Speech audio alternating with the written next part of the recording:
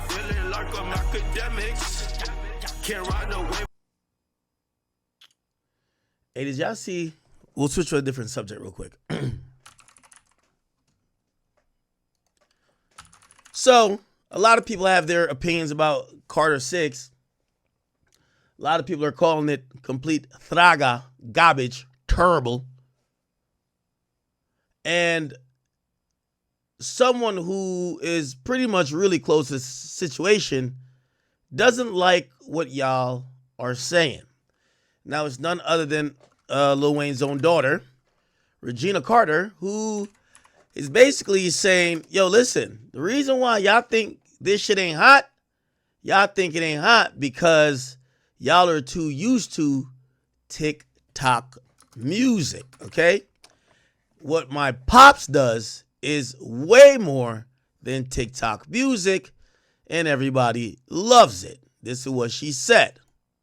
Carter 6, you say Carter 6 is trash. That's fine. That's what you want to say. But let me tell you something about my father and Carter 6. This is what I hate about you kids. The fact that y'all can get on TikTok and do a fucking dance to it, that don't mean that it's trash, babe. Okay?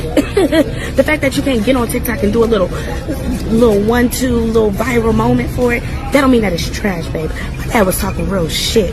It's stuff on that album that you can hear in 2K, in games, at fucking malls, at all type of stuff. It's universal, my love. Y'all need to take y'all minds out of the TikTok world and get to the real bag. Whereas my dad is a lyricist, babe. My dad really talks shit. So if you can't understand it, please move silent like the GM lasagna and get the fuck out of here. Thanks. Now that's my last time, because I already said that I'm not about to be cussing, because y'all already heard me cussing crazy, and y'all was like, wait a minute, I didn't know the next holiday. So hold up.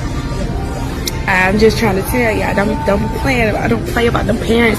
It's just like I got so good though, because like I really did calm down. Like y'all know I used to tweet everybody and be at everybody's back, like when they talk about my parents. But I'm like, I let it go, I let it whatever.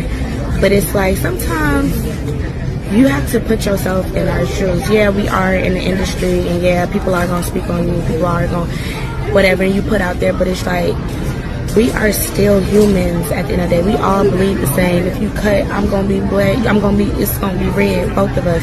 So it's like, yes, I know the life that I have, and I know the life that I'm a part of, and I know that people are gonna hate. I know that people are gonna have their own opinions and all of that type of stuff. But you gotta also know that I'm human like you. So put yourself in my shoes where you got 100 million people just talking crazy. You never even met them a day in your life, and then they talking crazy about your people. And you got a chance to speak on it, to directly speak on it, like not go on no internet about it, directly to the motherfucker. I'm gonna do that every time, but I'm not actually, because I'm actually gonna just pray about it and really. Okay. Now, let me just let Regina Carter off the hook. She's a female. So I ain't gonna say nothing to her because they're gonna make it act on like women. She's Lil Wayne's daughter. Let's get her out of the way. Move. We gotta be honest, man. I told y'all this a while ago. Y'all didn't want to believe me. I said Lil Wayne is the Allen Iverson of music, of hip hop. Why I said that is that when Allen Iverson was in his prime, he even drew comparisons to Jordan because of his cultural impact, his razzling, dazzling, pizzazz, and all these things you heard, and his new style and crossover, all of that. Similar to Wayne, but I said Allen Iverson's legacy in the NBA, it aged terribly. Allen Iverson is my favorite basketball player of all time. This means no disrespect. Because after retirement or post his prime, yeah, people remember the era that he was dominant in, but it doesn't age well because that's not what people talk about. People talk about rings, and he unfortunately never won a ring. I said that about Lil Wayne because Lil Wayne, his best work is arguably on mixtapes. And these days, we only celebrate and herald albums. Mixtape sites like Dat Piff Live Mixtapes, Spinrilla, even my mixtapes, they have either been defunct for a long time or they are now eradicated. Those catalogs are few and far in between. You can't type in some of the songs from No Ceilings and play it on Spotify. It's almost like they've rewritten the history for all that's now here who would love to learn about the past. Some of that also applies to G-Unit, except G-Unit dominated with both for a longer time. Specifically 50. The point is this. When we talk about Wayne, and I do believe he's one of the greatest of all time, I say top 5. But in trying to prove this, you get to a point that it's, if you were there, you knew. Like, it's like if you were there, like if you know type of shit. When you get to that means it's not objective, people. I love when I'm arguing hip hop with people and they tell me, well, you can't understand because you wasn't outside. I get that. But also what that usually means is that what this person has done objectively, you had to witness in the moment and you can't look back and see the greatness of it.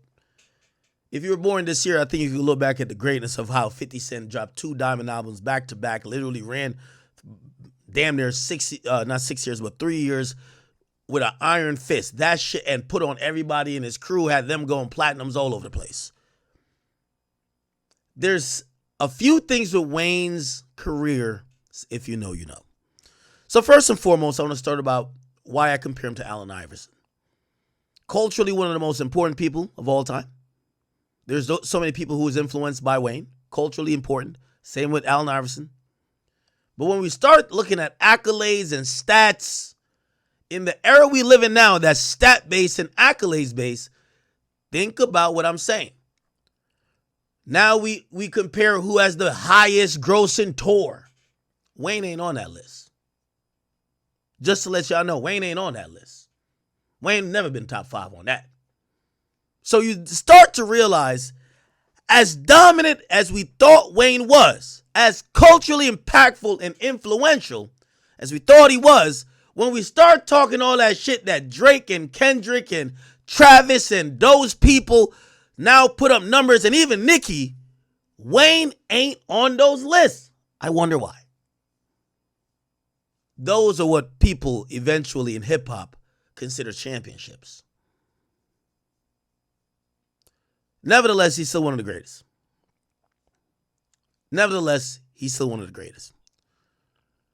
The reality of things is that Wayne at this point is not current. And I like what Reginae was saying. It's not TikTok music. And I hear her, but I'll one-up her. You see, I'm still from the era that Wayne is like one of the GOATs. He's one of the GOATs, or our GOAT. But when I tell the truth, I don't like it. What's the truth? The truth is that the reason why Wayne currently ain't hitting no more is because Wayne, not only was he culturally clueless by his own admission, that he wasn't paying attention, but Wayne never grew.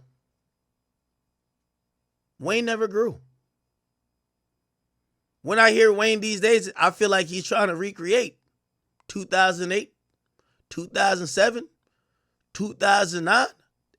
He never grew. Unfortunately, we're getting to realize, and it's maybe not necessarily you need to grow, because you, like, an example of growth could be Sean Carter, not Dwayne Carter. Sean Carter did grow. He dropped 444. He dropped American Gangster. And not every part of his growth was accepted. I mean, Kingdom Come was like, No, Kingdom Come was dope, actually. Kingdom Come was dope. Nah, actually, people didn't like that.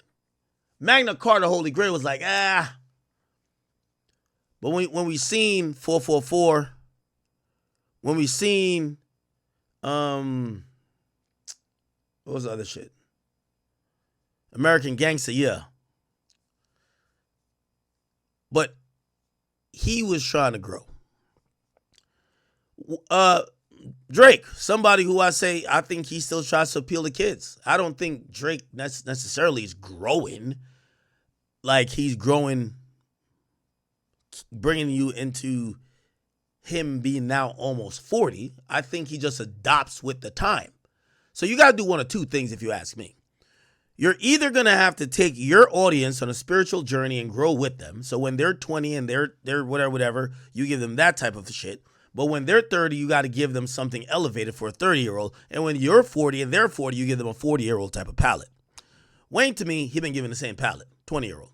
Except I think he's so out of touch, it just doesn't hit the same. It just doesn't hit the same.